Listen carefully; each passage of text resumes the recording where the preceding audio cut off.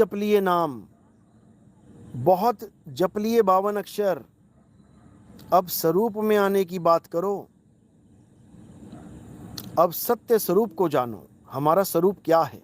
जिस दिन तुम अपना स्वरूप जान गए, समझो उस दिन तुम राम जी को भी जान जाओगे, तुम कृष्ण जी को भी जान जाओगे, तुम हनुमान जी को भी जान जाओगे। ऐसा कोई बचेगा ही नहीं जिसको तुम जान नहीं पाओगे। तुम अपने माँ को जान लोगे, अपने पिता को जान लोगे, अपने गुरु को जान लोगे, तुम खुदा को जान लोगे, और छोड़ो, तुम वाहिगुरु को जान लोगे, तुम अल्लाह को जान लोगे, तुम राम को जान लोगे, तुम सबको जान जाओगे। ऐसा कोई बचेगा ही नहीं जिसको तुम जान नहीं पाओगे। लेकिन ये तब होगा जब तुम ऐसे गुरु की शरण में जाओगे जो तुम्हें स्वरूप ज्ञान दे, तुम्हें मंत्र ज्ञान ना दे। मंत्रों से तो पीछा छुड़वा दे तुम्हारा, समझ लो।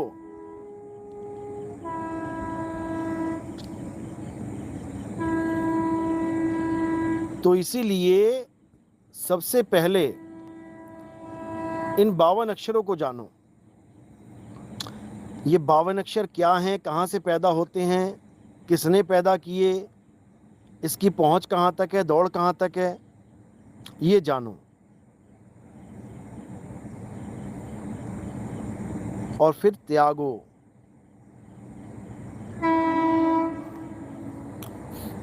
मर्द का चेला,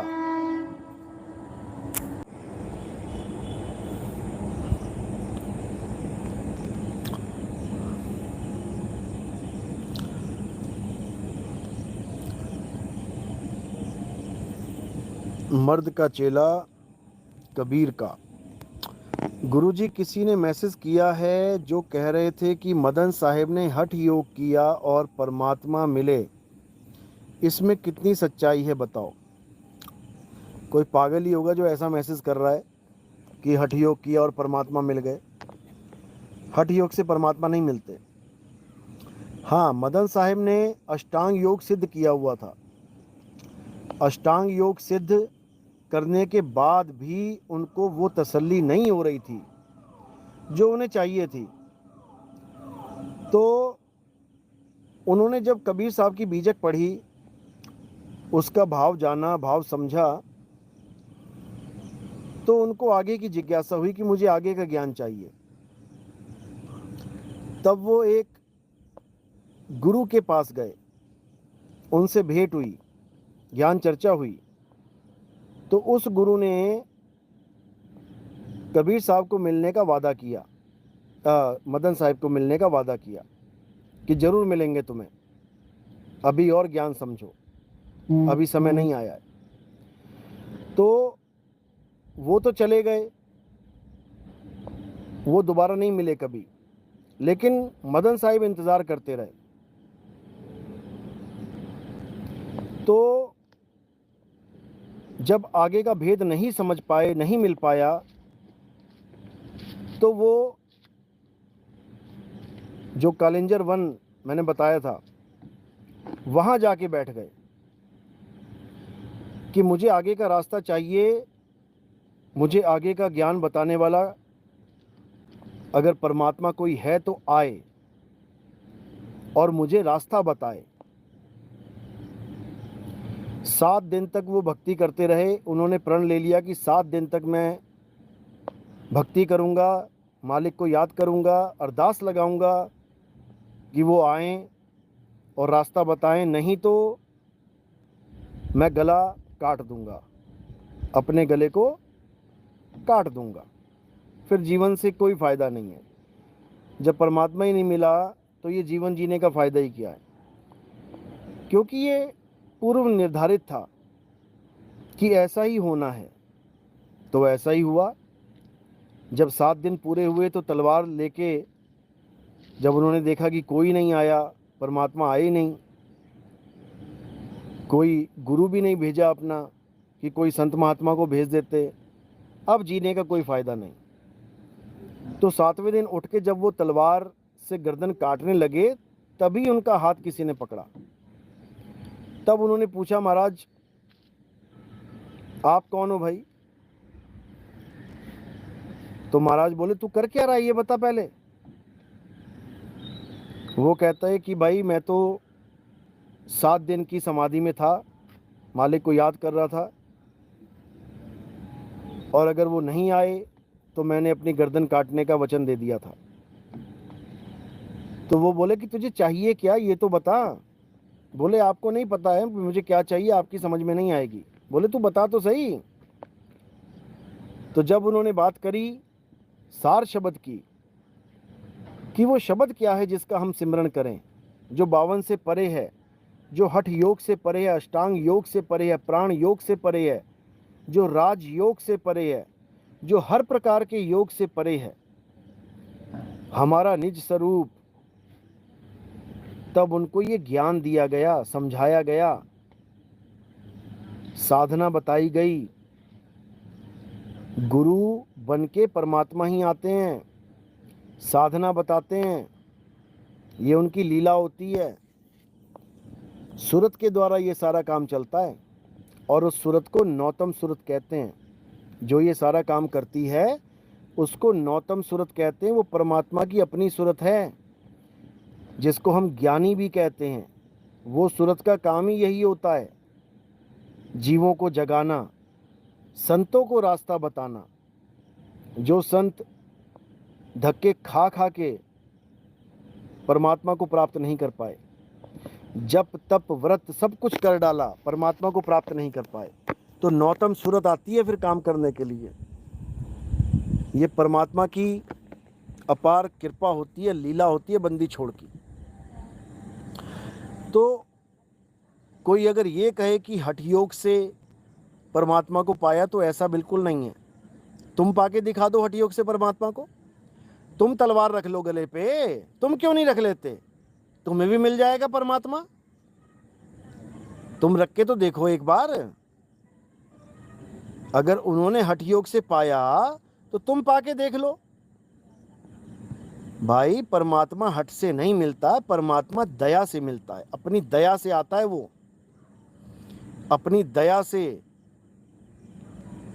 जिस पर दया हो जाती है उसको मालिक मिल जाते हैं,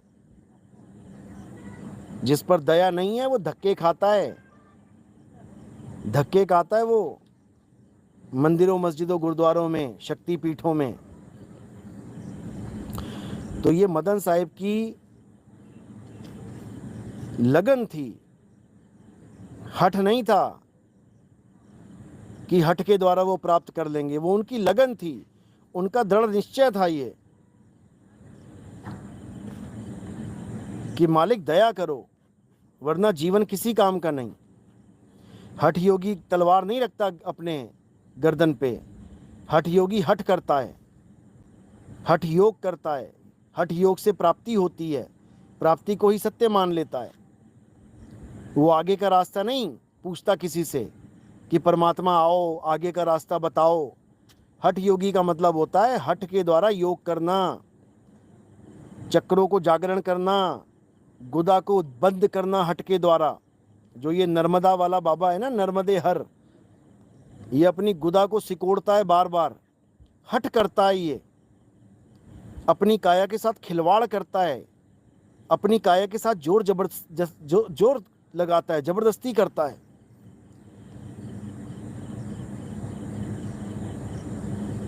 गुदा का द्वार स्वाभाविक रूप से बंद ही हो जाता है।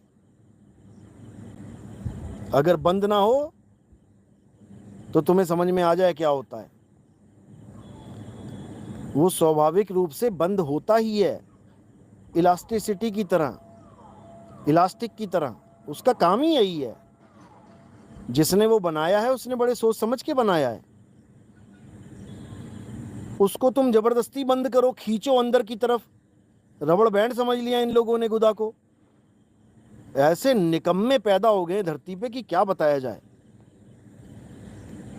ये हठ योग है मेरे भाई, ये मूल बंद गुदा बंद हठ योगियों का काम है। ये सहज योगियों का काम नहीं है। इतना भी इनको अकल नहीं है। अभी करूंगा इसके ऊपर सत्संग पूरा। संतोषो सतगुरु मोहे भावे, जो भोग में जोग सिखावे। करूंगा, उसमें समझाऊंगा तुम्हें क्या है खेल।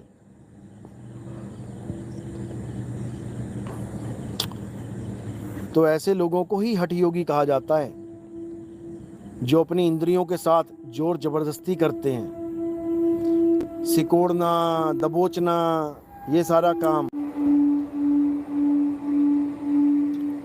और सबसे बड़ा झूठ तो इसका ये है कि इसने एक सत्संग में बोला कि मुझे 2020 में ज्ञान हो गया था। क्योंकि कहते हैं चोर चुराबे तुंबड़ी और गाड्डे पानी में, और वो गाड्डे वो ऊपर आवे, सच्चाई छाने ना। चोर होता है वो कोई ना कोई सबूत छोड़ जाता है, तभी पुलिस वाले पकड़ के ठोकते हैं उसको।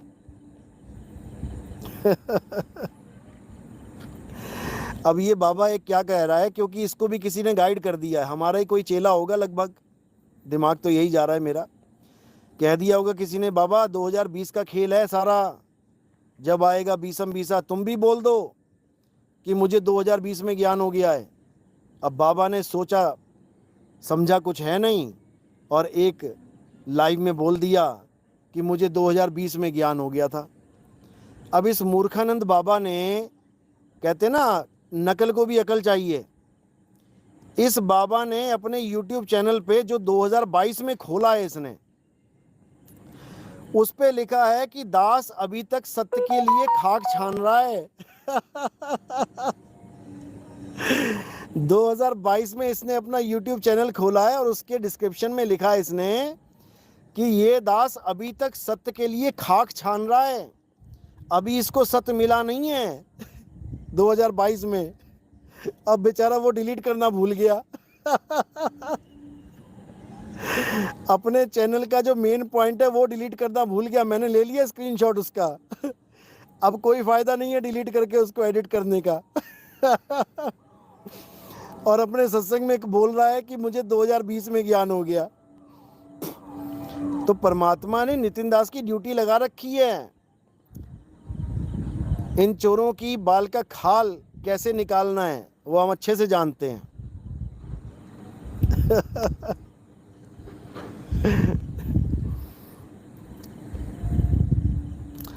तो ये लोग आते रहेंगे जाते रहेंगे, इनका कोई दीन ईमान तो है नहीं, निगुरे हैं ये, निगुरे निगुरे। और मदन साहिब से मुकाबला कर रहे हैं। अरे मदन साहिब को तो परमात्मा स्वयं गुरु रूप में आए ज्ञान देने के लिए। तुझे कौन ज्ञान दे के गया बता दे जरा। मनमुखी है ये, कहता मुझे खुद से ज्ञान हो गया। खुद से ज्ञान हो गया तो सबको हो जाएगा, तुझे YouTube खोलने की क्या जरूरत है? तू क्यों बाबा बन गया भाई? अगर तुझे हो सकता है ज्ञान, सबको हो सकता है। तुझे क्या जरूरत पड़ गई कि मैं लोगों को रास्ता दिखाऊंगा? अरे तुझे तो रास्ता दिखाया नहीं किसी ने, तू क्या दिखाएगा भाई? इतना बुरा हाल है इन लोगों का। गुरु बनने चले हैं, चेला बन नहीं पाए कभी किसी का। तो साहिब यही समझा रहे हैं, जो मिला सो गुरु मिला और चेला मिला ना कोई। समझ लो।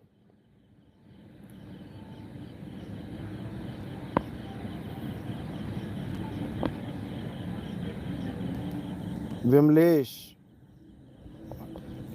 अपने भक्तों ने बताया है। बिल्कुल, ये 2020 का खेल जो है ना, ये मालिक की वाणियों में दर्ज है। अब इसको फिट करना चाहते हैं ये लोग, लेकिन ये नहीं कर पाएंगे, इनकी दाल गलने वाली नहीं है।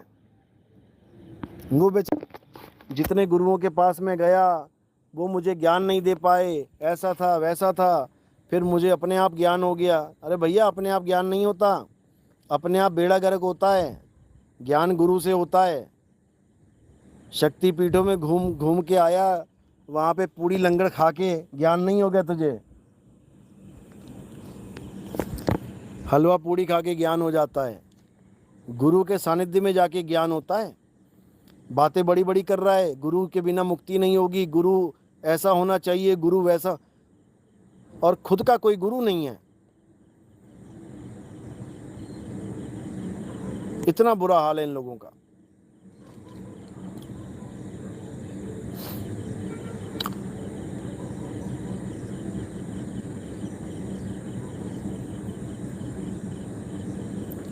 गुरुआ गांव बिगाड़ा संतो, गुरुआ गांव बिगाड़ा।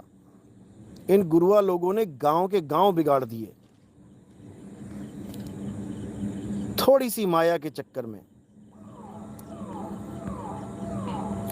अपना घर बार छोड़ के नदी के किनारे झुंगी बना के बैठ गया। बताओ, आज झुंगी बनी है, कल को महल बनाएगा?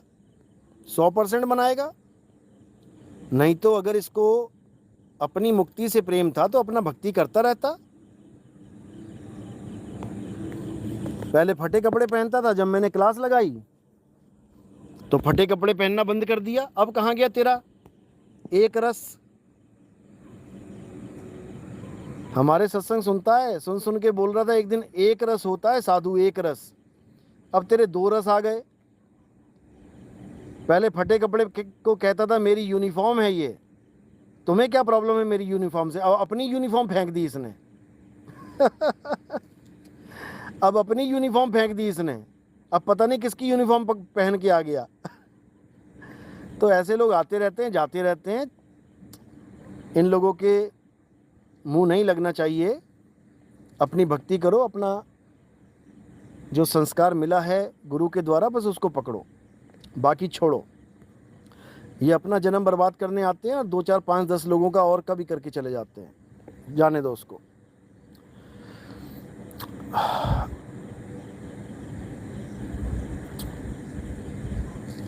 मॉडर्स अरीना, नौतम सूरत क्या है?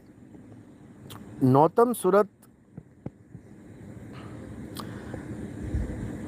देखो ऐसा होता है जैसे किसी को गुरु की ज़रूरत है। इस संसार में कोई ज्ञान देने वाला नहीं मिल रहा।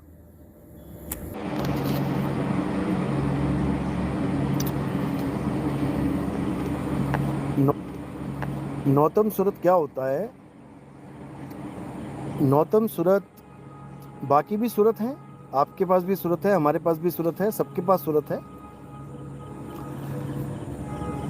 नौतम सूरत होता है जब परमात्मा, अल्लाह, वाहिगुरु, गॉड किसी को ज्ञान देना चाहता है, रास्ता बताना चाहता है कि ये बेचारा जीव भटक रहा है, इसको मैं रास्ता बता दूं। तब नौतम सूरत जो है वो वर्क करती है वो भी सूरत, लेकिन उसको ज्ञानी बोला जाता है। वो ज्ञानी है।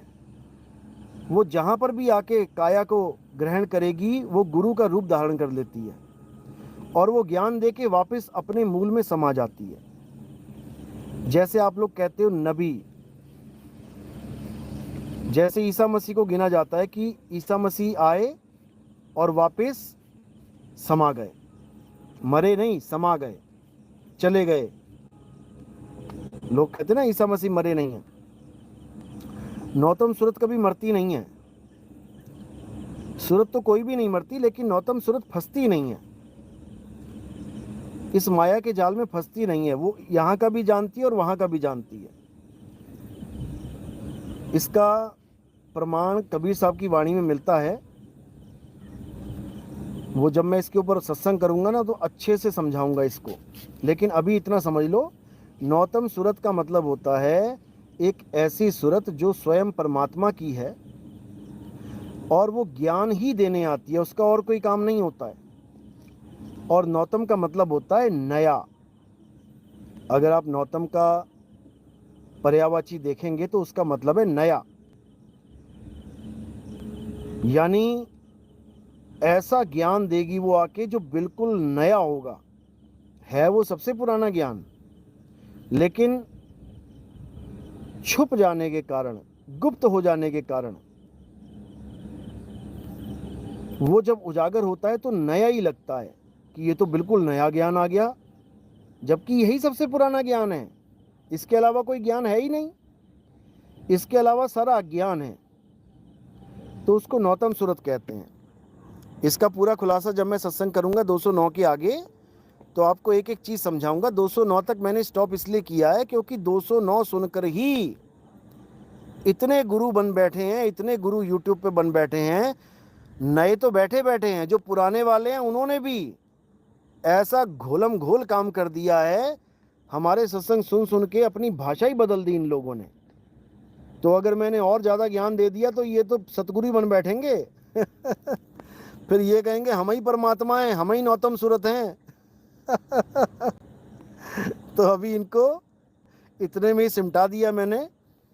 अभी आगे का ज्ञान जब खोलेंगे, जब इनका पूरा इनका खात्मा होगा ना अच्छे से, जब लोगों को अच्छे से समझ में आ जाएगा कि ये कितने पानी में थे और ये कहाँ की बात कहाँ लेके बोल रहे हैं, इनके पास सारा ज्ञान अपडेट जो हो रहा है कहाँ से हो रहा है, जब लोग ये समझ जाएंगे उसके बाद आगे का ज्ञान खोला जाएगा, जिससे पूरा संसार एक होगा। फिर हिंदू मुस्लिम सिख ईसाई ये सब खेल नहीं चलेगा, फिर केवल आत्मज्ञान की बात चलेगी।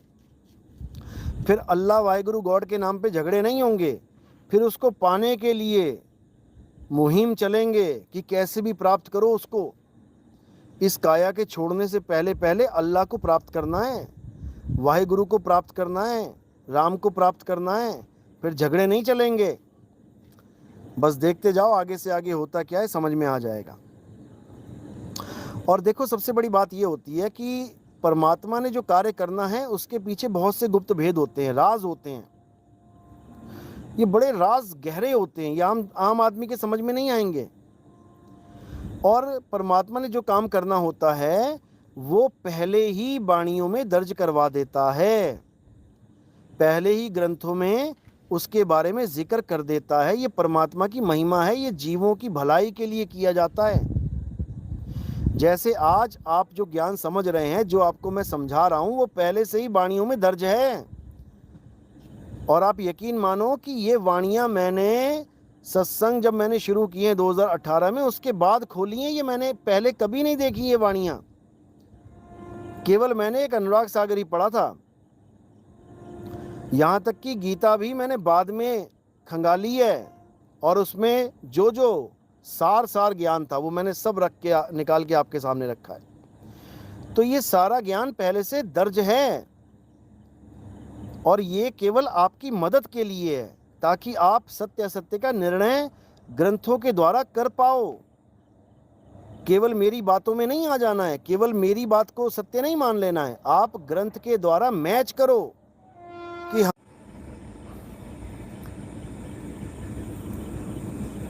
तो बात इतनी सी है।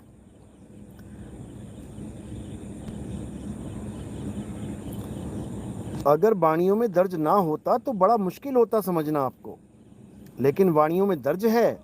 संतों ने पहले से ही सारे भेद खोल रखे हैं वाणियों में, बस उसका भावार्थ नहीं किया। इसलिए ये अज्ञानी जीव कभी समझ ही नहीं पाते कि आखिर संतों ने बोला क्या है।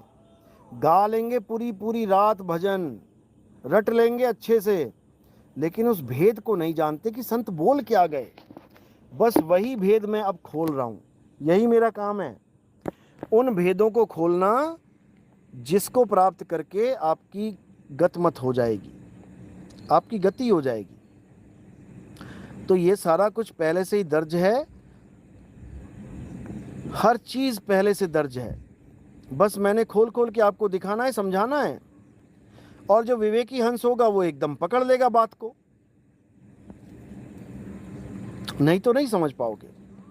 हर चीज़, हर निशानी पहले से दर्ज है। नौतम सुरत क्यों रखा गया है उसका नाम, वो भी आपको समझा देंगे। नामों का ही खेल है सारा, नामों से ही समझ में आ जाएगा आपको। इमाम मेहदी क्यों नाम रखा गया, उसी से समझ में आ जाएगा। मोहम्मद क्यों नाम रखा गया, उसी से समझ में आ जाएगा। कल्कि क्यों नाम रखा गया, उसी से समझ में आ जाएगा।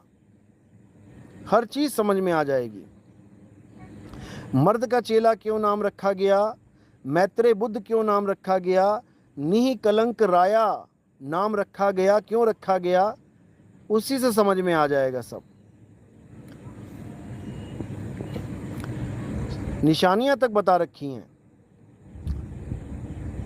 कि जो भी इस कलयुग में पूर्ण ज्ञान देगा उसकी उम्र तक बता रखी है कि वो कब खुलेगा, उसका भेद कब खुलेगा, कब वो उजागर होगा, कब लोगों को पता लगेगा कि वही है। काया की उम्र बता रखी है 40 साल, यानी 40 साल में पता लगेगा लोगों को कि कौन ज्ञान दे रहा है। मोहम्मद साहब ने भी 40 की उम्र तक किसी को हवा नहीं लगने दी कि मुझे किसने भेजा है। समझ लो, ये सब दर्ज है वाणियों में। तो बहुत सी बातें हैं जो ग्रंथों में छुपी हुई हैं, उसको उजागर करने का जब समय आएगा तो एक एक बात को समझा देंगे। आप बिल्कुल चिंता ना करें। अभी जो मेन खेल है वो ये समझना है 52 अक्षरों को। हिंदी, पंजाबी, उर्दू, फारसी, इन सब भाषाओं को समझो, ये तंत्र मंत्र को समझो और इसको किनारे कर दो। इससे कोई फायदा नहीं है।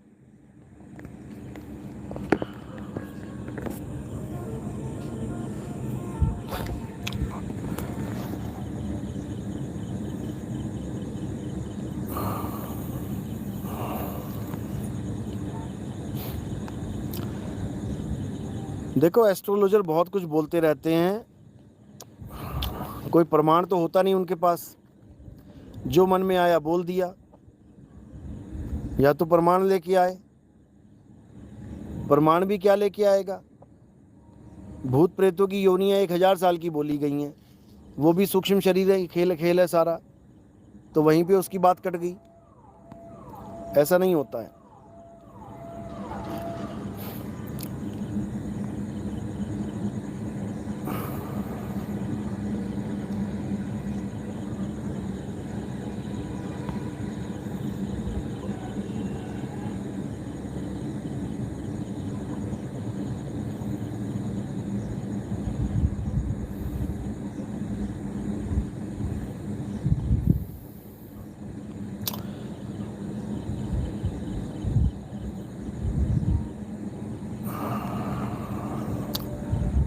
सतनाम सतनाम।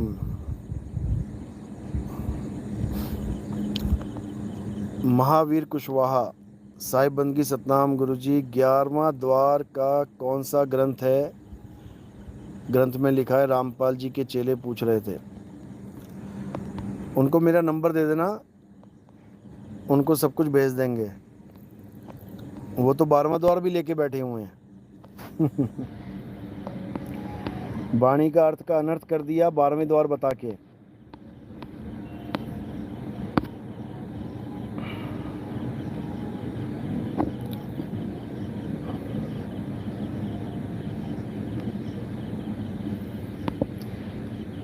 HC चौधरी, ये सब जब वाणियाँ खोलेंगे ना भाई, तब बताएंगे ये सब। आप जो मैं बता रहा हूँ उसको समझो पहले। ये उलटवासियाँ होती कबीर साहब की, जब खोलेंगे तब बताएंगे। सतनाम सतनाम।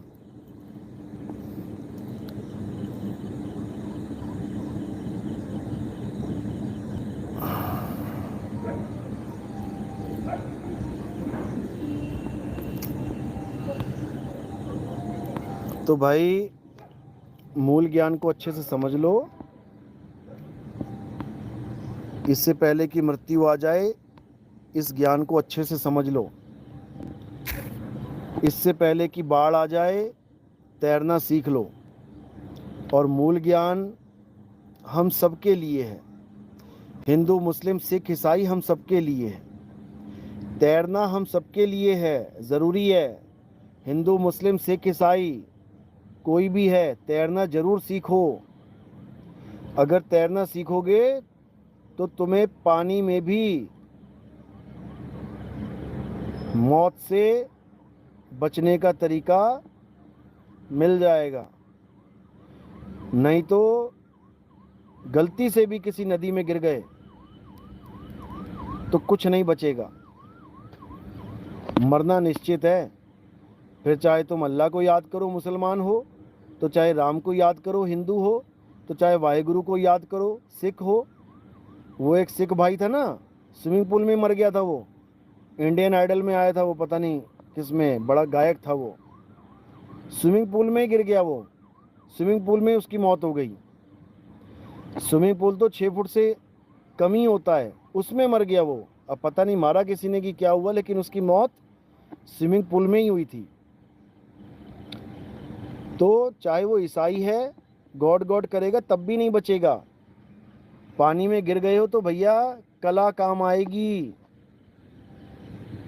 इसी प्रकार बचना चाहो काल जाल से, चीनो शब्द हमारा।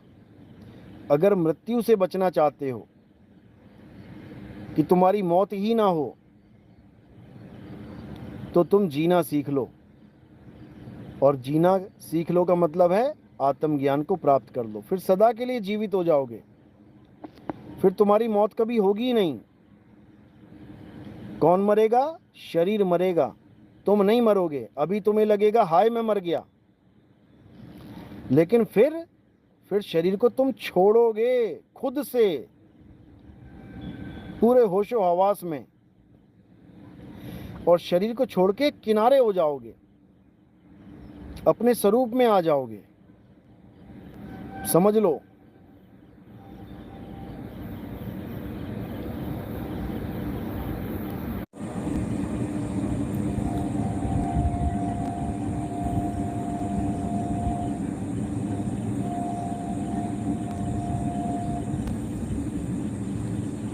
तो समझो इसको।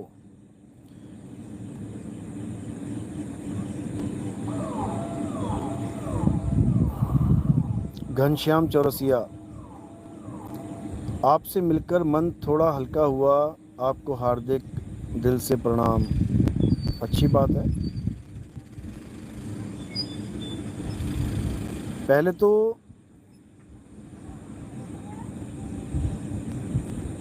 ये दिमाग से निकाल दो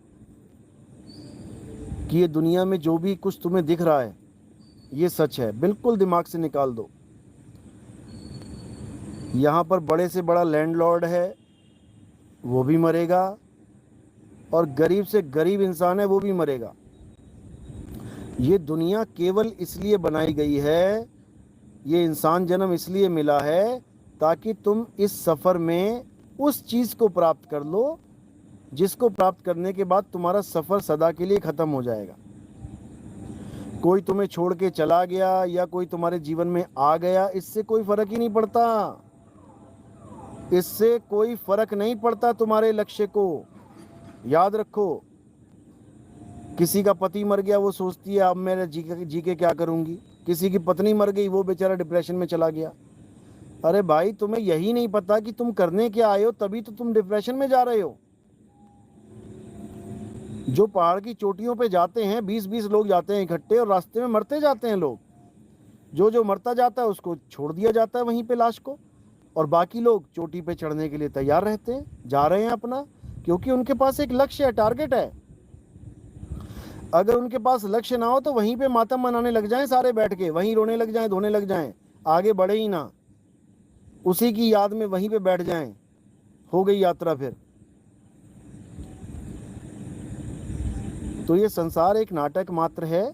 कोई तुम्हारे जीवन में आया है तो ठीक है, उसकी भी अपनी यात्रा है, उसको भी समझाओ कि भाई तुम क्या करने आए हो इस जन्म में, उसको बताओ रास्ता। और कोई तुम्हारे जीवन से चला गया तो वो उसकी यात्रा है, चला गया, जाने दो उसको, अगला जन्म लेके फिर अपनी यात्रा शुरू करेगा। खत्म तो यात्रा आत्मज्ञान पे ही होगी भाई, और कोई रास्ता नहीं है कि तुम सोचो कोई और रास्ता है। इसके अलावा कोई रास्ता नहीं है, भूल जाओ। तो बात चल रही है डूबने की, तैरने की,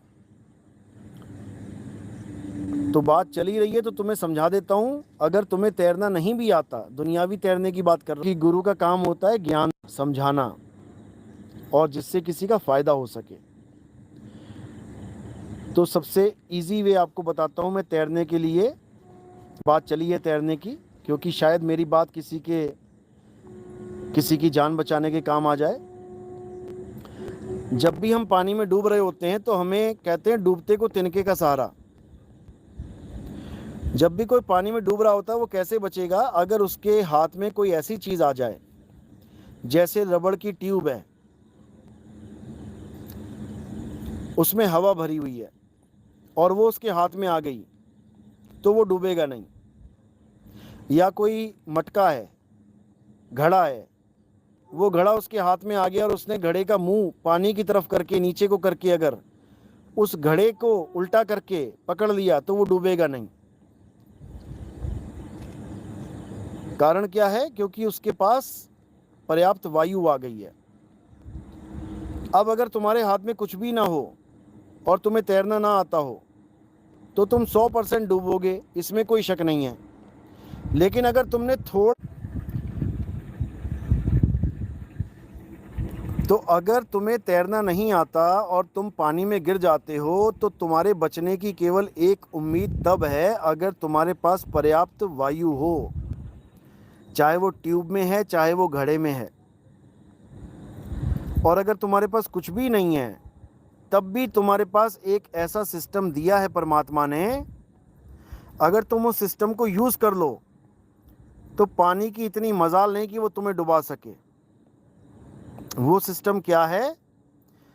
तुम्हारे पास ऑटोमेटिकली तुम्हारी बॉडी में जो एयर बैग हैं वो फिट हैं। कौन से एयर बैग? तुम्हारे फेफड़े, लंग्स। जिनको तैरना नहीं आता बिल्कुल भी, अगर बाय चांस उनका पैर स्लिप होता है और वो पानी में गिर जाते हैं, किसी नदी में गिर जाते हैं, तो घबराना बिल्कुल नहीं है। एक पूरी पेट भर के सांस खींचनी है, गिरते गिरते ही चाहे सांस खींच लेना। या एक बार तो पानी जरूर ऊपर लेके आता है, क्योंकि एक बार तो सांस तुम्हारे अंदर होती है। तो जैसे ही तुम ऊपर आते हो वैसे ही तुमने पूरी सांस खींच के नाक और मुंह बंद कर लेना है। अब पानी की मजाल नहीं कि तुम्हें डुबो सके, बस आपने हाथ पैर नहीं मारने हैं, बिल्कुल ढीले छोड़ दो हाथ पैर।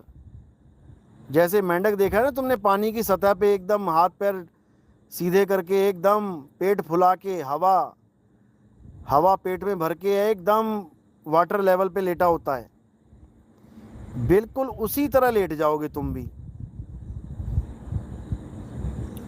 तो इसको हमेशा दिमाग में रखना।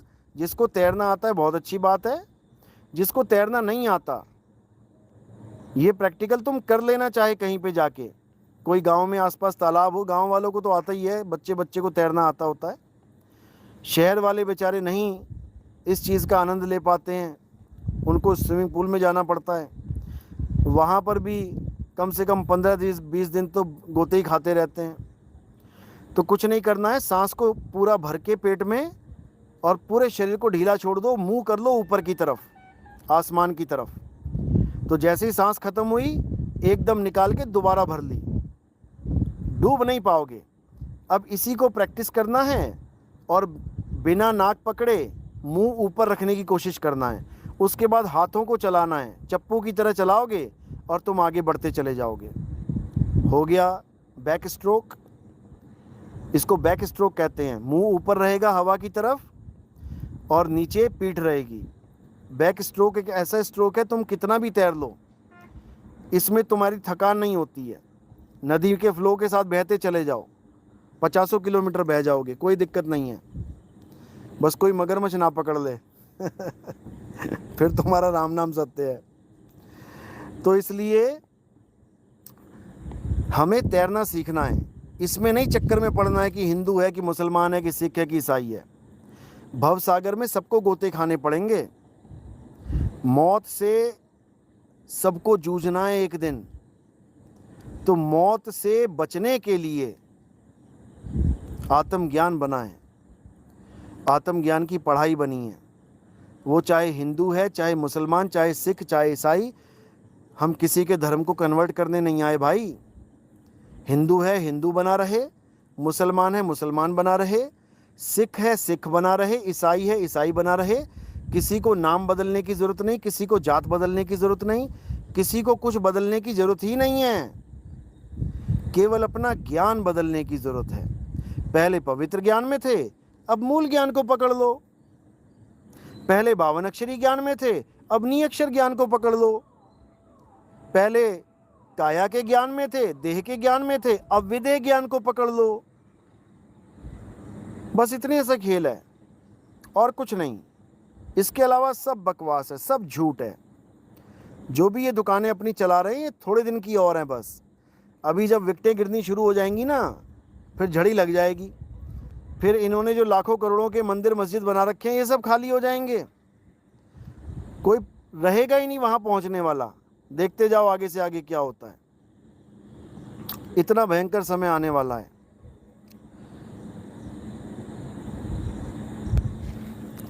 महेश शर्मा, आप मुझे मैसेज करो, जो आप पूछ रहे हो मैसेज करो मुझे 9256111007 इस नंबर पे मैसेज करो, आपको सारी जानकारी मिलेगी इसकी।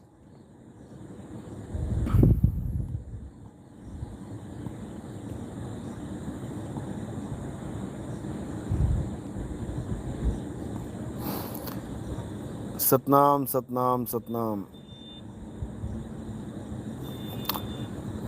हर्ष, अगर सपने में हनुमान जी आए तो इसका क्या मतलब है, प्लीज़ बताइए गुरुदेव। देखो, चाहे हनुमान जी आए, चाहे राम जी आए, चाहे शंकर जी आए, ये आते कब हैं समझ लो, जब आपका ध्यान इनकी तरफ ज़्यादा हो, आपने इनकी खूब पूजा पाठ करी है, इनका खूब नाम जपा है, तो ये ज़रूर आ जाएंगे। लेकिन वो सत्य नहीं है। हनुमान जी कोई शरीर हैं ही नहीं, राम जी कोई शरीर हैं ही नहीं, कृष्ण जी कोई शरीर हैं ही नहीं। तो अगर शरीर ने दर्शन भी दे दिए तुम्हें, तो तुम्हें शरीर के दर्शन हुए, जो वो हैं ही नहीं, तो उसका क्या मतलब निकालोगे। कोई आदमी कार में घूम रहा है, तुमने कार के दर्शन कर लिए, तुमने उस आदमी के ड्राइवर के तो दर्शन किए ही नहीं, तो उससे क्या मतलब निकालोगे। उसका मतलब यही है कि तुम्हारा ध्यान अभी तक कार में ही अटका पड़ा है, इसलिए क्या कार के दर्शन हो रहे हैं, इससे ज़्यादा कुछ नहीं। तो कृष्ण जी को गाड़ी मत समझो भाई, कृष्ण जी को रथ मत समझो। ये 10 इंद्रियों का रथ जिसको दशरथ कहते हैं, ये कृष्ण जी को मत समझ लेना। आजकल ये आचार्य भी हमारा ही भाषा बोलने लग गया है, कृष्ण जी अजन्मे हैं, कृष्ण जी ऐसे हैं वैसे हैं। अरे भैया, तो वो राजू भी तो अजन्मा है, जिसको तू राजू से काजू बना रहा है। वो क्यों नहीं दिखाई दे रहा तुझे कि राजू अजन्मा है। उसको कह रहा है कि तू मिट्टी में मिल जाएगा, मरने के बाद तेरी मिट्टी हो जाएगी, मिट्टी में मिल जाएगा। अरे वो शरीर है ही नहीं तो मिट्टी में कैसे मिल जाएगा। आज ये ज्ञानी बना पड़ा है, ये हमारे सत्संग सुन सुन के। और आने वाले समय में इसकी सारी वीडियोज है हमारे पास। आने वाले समय में दुनिया जानेगी इसकी असलियत। आज कॉपी करने में माहिर हो गया ये। सुनिधि पाठक, हाँ जी वही, फफूंदी लगा अचार उस अचार को हम फफूंदी लगा अचार कहते हैं, जो ना फेंकते बनता है ना खाते बनता है अचार में फफूंदी लग जाए ना तो जल्दी फेंकता नहीं बंदा, सोचता है फफूंदी फफूंदी वाली जो पार्ट है वो फेंक देता हूँ, बाकी अचार काम आ जाएगा। लेकिन खाते भी नहीं बनता, क्योंकि उसका स्वाद बेस्वाद हो गया होता है तो ऐसे फफूंदी लगे अचार बहुत आएंगे, बहुत जाएंगे। इनके 2015, 16, 17, 18 से पहले वाले सत्संग सुनो, इनकी असलियत तुम्हें पता लगेगी ये क्या लेके बैठे हुए थे। और आज ये हमारी भाषा बोलने लग गए हैं निकम्मे। लेकिन अब जनता को बेवकूफ़ बनाना आसान नहीं है, आने दो, समय लग जाएगा पता। पहले साकार निराकार पे गाड़ी खड़ी हो जाती थी, अब कह रहा है साकार निराकार दोनों से पार। बताओ, सरगुण निर्गुण दोनों से पारा, कहें कबीर सो राम हमारा। अब जनता को बेवकूफ़ बनाना आसान नहीं है भाई, बहुत चला ली दुकानें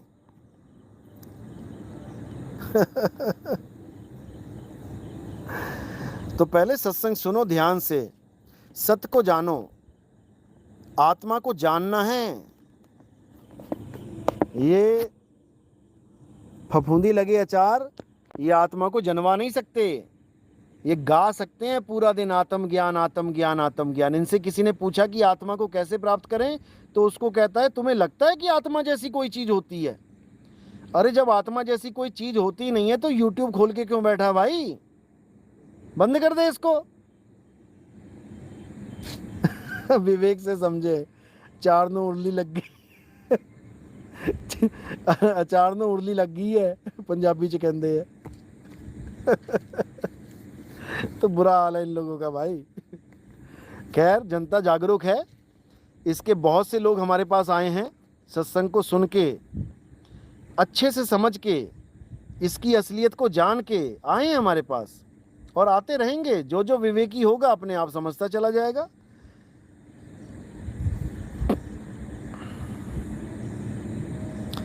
उषा शर्मा, अब तो राधा स्वामी वाले भी आपके सत्संग की नकल करने लग गए हैं। अरे सब करेंगे भाई, सब करेंगे, मजबूरी बन जाएगी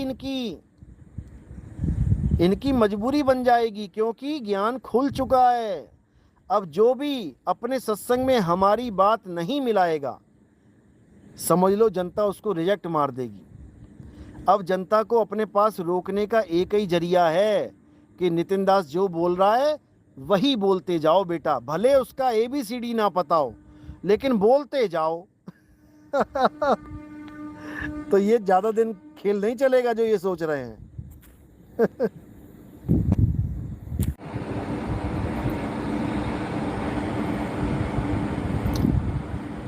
सतनाम सतनाम।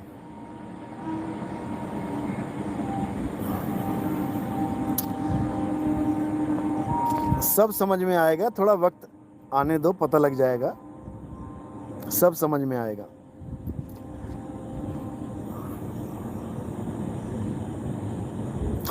जयंत महंत, सही है, आपका ज्ञान सुनने के बाद बाकियों का फीका लगने लग जाता है, क्योंकि ये मूल ज्ञान है भाई।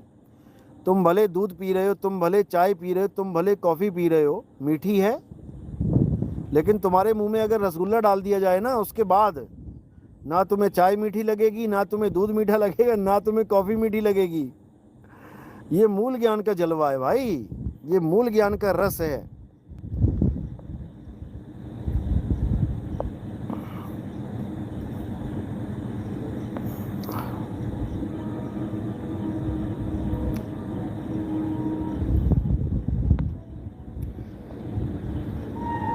तो जैसे लिखा होता है नक्कालों से सावधान, जो ब्रांड होते हैं वो ये लिखते हैं नक्कालों से सावधान, बस वही खेल यहाँ चल रहा है, समझ लो वही खेल, सेम डिट्टो।